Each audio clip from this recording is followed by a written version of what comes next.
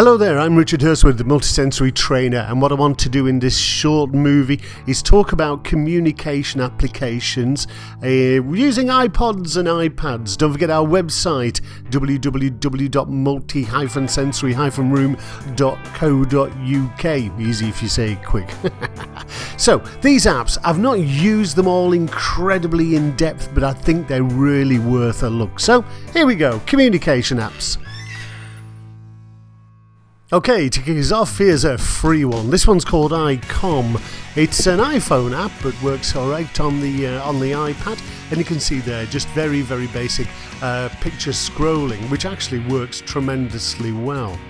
So you just put your JPEGs into the blanks, and then you've got a great communication system. This one's really nice. This is called Grace. This one actually is a little more expensive. In sterling, it's £22.99p. A lot more complex, and you can see there you can build up a sequence of events, so that's great. Grace, £22.99. Now this next one is called iConverse. This is £5.99, and I have played with this, and it's got a voice with it, which is really good. Projector. I want to go out.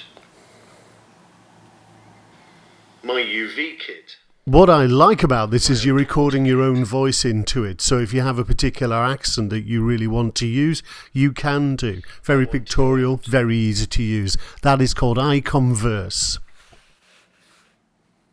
This next one is called AutoVerbal. This one's interesting. It ranges in price from $2.99 to $5.99, depending on whether you want Spanish, you can have French, you can have guy talk, girl talk, all sorts. This is also a very different way of actually navigating around a communication system. I really like this. It's interesting. I need help. I need to use the bathroom. Customize this button. I love you. Office. Park. Please. Okay, thanks. Now the other thing you can do is type into the top bar, and then you can play the message. So there you go, I'm just typing, and then press return, and we're away. You are really silly. So I think this one is a really nice app. It's just a very different user interface. I like the pictures they're using as well. Obviously, it may not be for somebody who is working at a very early communication level, but for some, perfect. Now, Tap to Talk is an interesting one. You can see it has a very American accent, which is fine for a lot of people. But I quite like this, and I'll tell you why. Because it's free. You don't have to pay for this. This is one of those that it might be a good idea to download it to see if somebody really can handle a communication aid on an iPod or an iPad. And of course, it's a very low risk because it's absolutely costing you nothing. And the speech is pretty good. I want to play with a puzzle. I want to listen to my iPod. I want to play with blocks. So there you go, that's called Tap to Talk. There's an iPhone app, so that'll work on an iPod Touch, and an iPad app, and it's free. Here's a nice one. This is called My Talk, and once again, this one is absolutely free. One thing I did notice about this one is there's a massive range of support videos online, and yeah, it's actually quite a complex communication system. It's good. Lunch and dinner.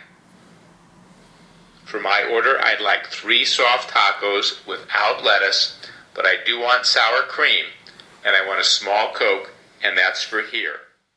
So the initial version of this is absolutely free. You can pay for different upgrades, but actually this is a really great one because it appears to have been done by parents, which I think is absolutely wonderful. So that's My Talk. Works on the iPhone and the iPad as well, and it's free.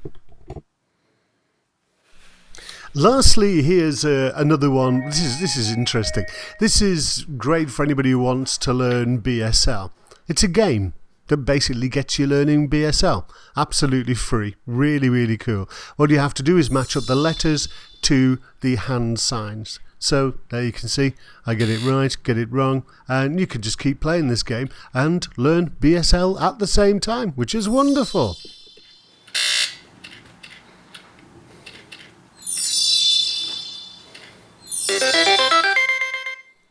There's a massive amount of communication apps coming out for the iPads and iPods and iPhones. It's a bit of a minefield, but there's one or two that I've looked at. None of them in great detail, but at least there's a couple of freebies that you can give it a go. So that's it. Richard Hirstwood, checking out. Don't forget the website www.multi-sensory-room.co.uk. Bye-bye.